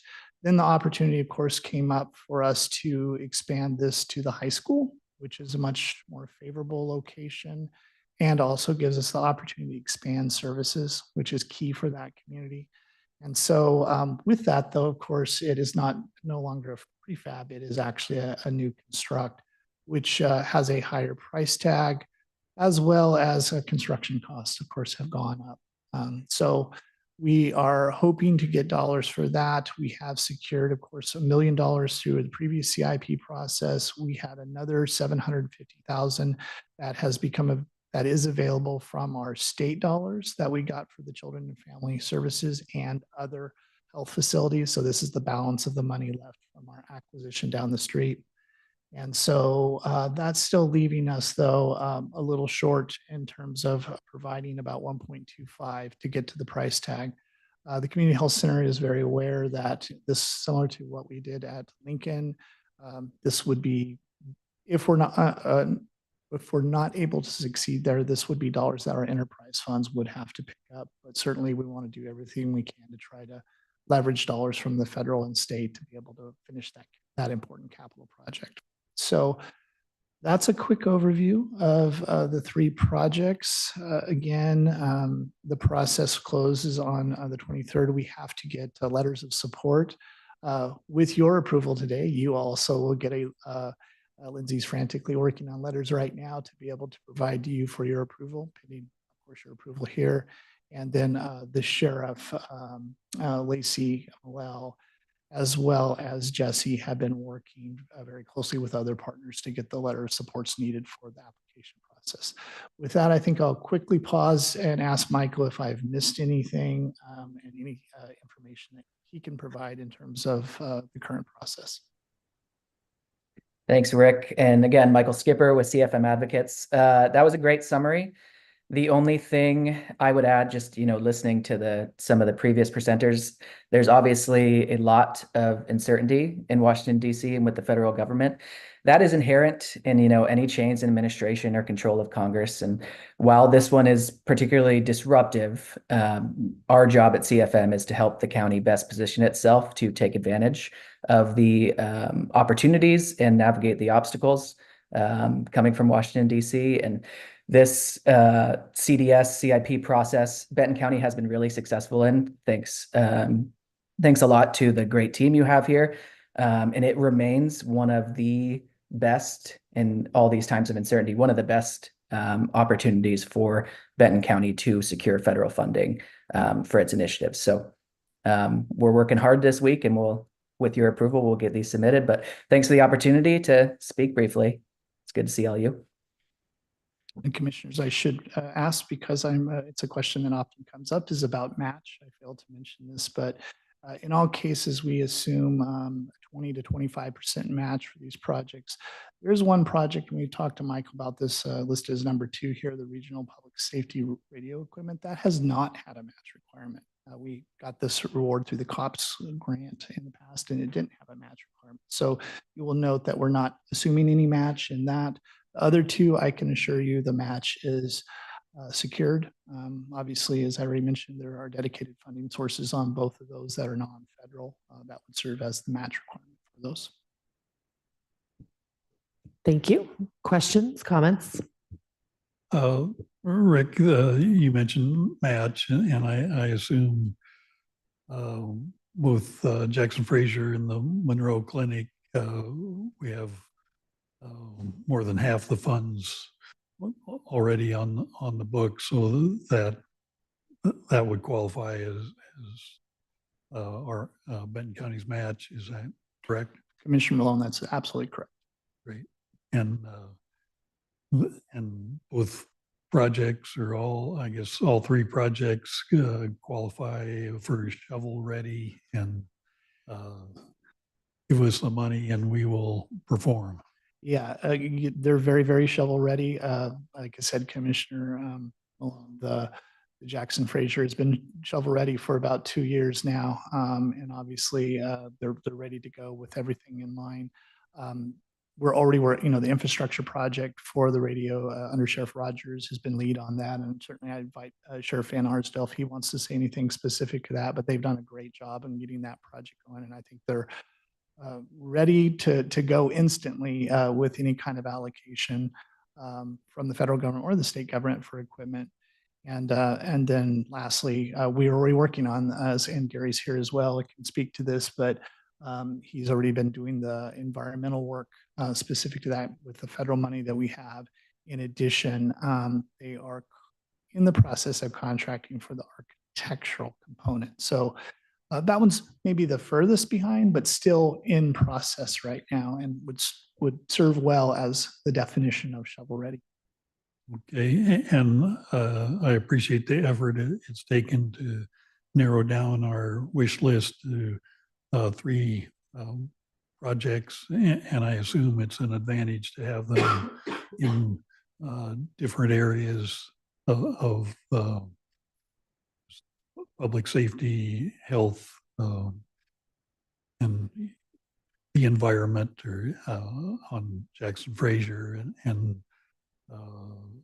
seems like we never know which projects will fit the current priorities, but it seems like we have a nice short list, and we're that are spread over at least three areas. Yeah, Commissioner Malone and Michael could speak better than I to this, but I think we're assured that all three, as we've had experience with these through this process, fit the resources. As like I said, there's a menu of resources, and Michael is skilled at finding and determining the best use, but I think we feel good about all those fitting. And then in terms of the projects that we're putting forward, I think that demonstrates, we're really trying to be thoughtful about our goals, our initiatives, the 2040 plan. These do, like you said, represent a nice swath of, you have health, you have public safety, you have natural resources. So again, we're trying to be thoughtful about how do we look at the bigger picture across the community. Great, thank you. And Rick, just to clarify from my understanding, when we're talking about the match specifically for the Monroe Health Center, the 1 million that we got previously doesn't qualify for the match, correct? It's 416,667 of state grant funds. So the million federal money can't be used as match, but we have 750-ish, something, 1,000 for state dollars. That's that leftover money from our Children and Families Grant that will serve as appropriate match. Got it. Okay, thank you. Other comments or questions? Oh, ready for a motion? Yes. Okay, I move to approve the submission of 3 congressionally directed spending requests, CDS, for the Jackson Fraser Boardwalk, Regional Public Safety Radio Equipment, and the Monroe Health Center expansion. Second. All right, motion made and seconded. All those in favor say aye. Aye. Aye. Motion carries. Thank you so much, Commissioners. Really appreciate that. And you will be getting letters of support probably in your inbox here before too long. Like I said, Michael will be getting to work on this because we have to kind of frantically get this all together. And then lastly, I just want to thank all the directors that kind of pulled together on this. Again, Sheriff Van Arsdale for the radio infrastructure project has been fantastic. Jesse Ott on the Boardwalk project, and then finally Lacey Millell on the health center. So again, a lot of appreciation for that. And I see Sheriff looking at me, so now I'm nervous. Speaking of appreciations, good to see you, Skip, and I'm glad that it's you in DC trying to figure out what's going on and the best way forward. Absolutely. Good to see you as well, Commissioner. Thanks for the time. Very good. Well, as they say, teamwork makes the dream work. Thank you. And I believe our next items, the last 2 on our agenda, we are going to have to recess until the judges are able to arrive, which may be as early as 11:45 up to noon. So I will recess the meeting. Do I need a certain time, Vance? I see. So if I recess it to 11:45 and they're not here, do we just recess it again? Yeah. Okay. So we will recess the meeting until 11:45. Thank you.